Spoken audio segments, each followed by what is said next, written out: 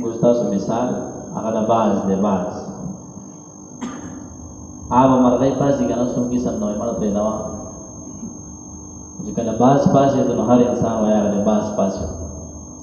په دنیا کې عام خلک خویږي څوک قسم نه وایي چې هر کله حافظ او قاري او دینداره سړی وښویلو که نه به داسې وخت تېر کړو په معاشره کې چې مونږ ونه خویو که چېرې مونږ په یو دوکان کې دوکانداري کوو ځان له چولې خرڅو پاپړ خرڅو هر څه چې کوو چې امانتداري سره دا ضروري نه چې مونږ ټول به د اولا نواله تر دولتي پورې علم حاصلو اوس په دنیا کې مونږ تاسو ته که چېرې د علم په لاین کې روان یو شکر الحمدلله او که چېرې د علم په لاره کې نه یو روان د سکول او د کالج په لاین کې روان یو نو چې هم مونږ په خپل سکول او کالج کې زمونږ مثال د مقناطیسي چې مونږ پسې خلک راځي چې زما ملګری زما کلاس پیلو زما یار دوست زما په شان شي